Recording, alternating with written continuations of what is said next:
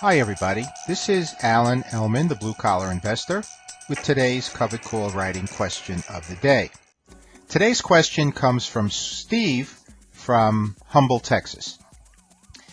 Alan, right at the June expiration, the market entered a slight correction.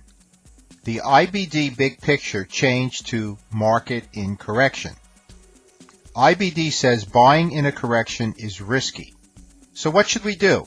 Wait for the market to return to market in uptrend, or go ahead and buy in correction? Do we wait for the next Sunday to see which stocks are still in favor, by which time we may have lost some time value? Okay, Steve, so generally your question is, should we still trade in short-term bear market conditions? And the answer is absolutely yes. But you may have to trade a little differently than if we were in short-term bull market or more neutral conditions. So let's first take a look at the parameters that I use for determining overall market assessment. And that is, I take a look at the chart of the S&P 500. I also look at the CBOE volatility index, called the VIX, or some people call it the investor's fear gauge. And I also take a look at the weekly economic reports. So I take those three parameters and then I make my overall market assessment each week. So in the screenshot in front of you now, you see a chart that shows both the S&P 500, which is the black line, and the CBOE volatility index, the VIX, which is the blue line. And you could see that the VIX has hills and valleys, and the S&P 500 as well goes up short term and it goes down, that sort of thing. So what I did was I created some arrows to show you bearish and bullish signals. Now the red arrows represent the bearish signals. So you see spikes in the VIX, which means that the market is turning more volatile. Now for conservative strategy like covered call writing, that's a negative in my view. You'll notice also that the red arrows will show declines in the S&P 500 chart. So the S&P 500 and the VIX tend to be inversely related, and one will confirm the other. That's why I use both. So should we see a bear market condition, which is what you asked about, that will dictate the way that we trade our covered call positions. But before we get into an example of that, let's take a look at the third thing that I look at when I'm assessing the overall market, and that is the weekly economic reports.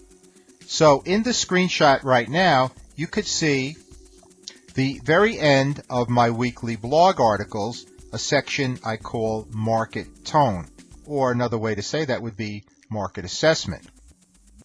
And you could see that I have listed here all of the summaries of the weekly economic reports for that week. And then at the very, very end of the article, I summarize IBD's market assessment that you alluded to in your question, and then the BCI overall market assessment and how I'm handling my options. So it's just 2 points of view. They may be similar, they may be dissimilar.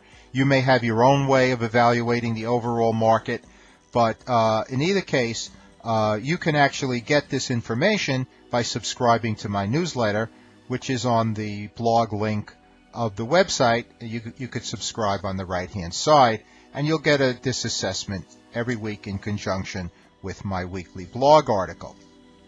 All right, so now you asked specifically, though, about bear market conditions. So let's take a look at some of the things we could do when we do assess the market short-term bearish.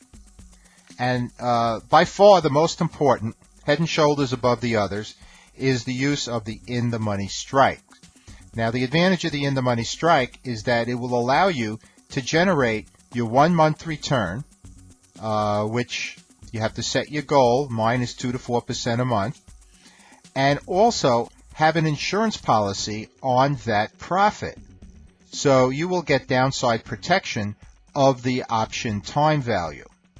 And that's the most important. I'll show you an example in just a moment.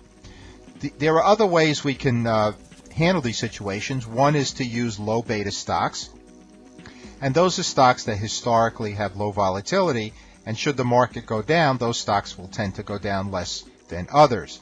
And for our premium members, we actually provide beta information on all the stocks that have passed our screens. Also, you can consider exchange traded funds or ETFs, and we also provide a weekly report to our premium members on eligible ETFs. These also are securities that will tend to react less violently if the market should decline. So just a more conservative approach. But let's go back to the in-the-money strike, which is the most important way of handling short-term bear market conditions. And here's an example. Let's assume for a moment that we purchase a stock for $32 and sell the $30 call option for $3. Well, you could see that there's a good chance we're going to lose $2 on the sale of the stock because we've agreed to sell it for $30.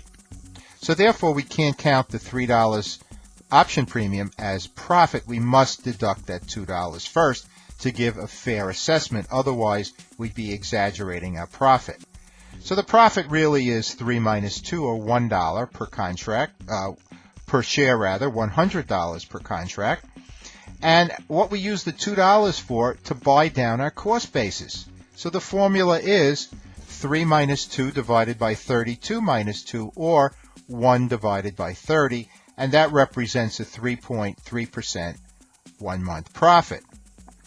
Now, we have protection of that profit because if the stock should go down from 32 all the way down to 30, we still generate that 3.3% 1-month return. So the formula for our downside protection is 2 divided by 32, or 6.3%. So what does all this mean? Well, it means that we are guaranteed a 1-month return of 3.3% as long as our share value does not decline by more than 6.3% by expiration. And so there you have it. We have the intrinsic value of the option premium protecting the time value of the option premium. And we use this in short-term bear market conditions. Now, should the market turn bullish, we'll simply switch over to out-of-the-money strikes where we could take advantage of share appreciation. So, Steve, you ask a very good question because we simply, anyone investing in the stock market is always dealing with whipsaws in the market and therefore short-term bear market conditions. So we have to know how to manage that. And as I said, the best way to manage it is to switch to in-the-money strikes for those times when the market is turning bearish. So I appreciate that question very much, Steve. It's something that we'll be using all the time in our covered call writing strategy. And I also thank all our viewers out there for taking the time to watch this video. I hope you enjoyed it. As always, this is Ellman, the blue collar investor. Take care, everybody.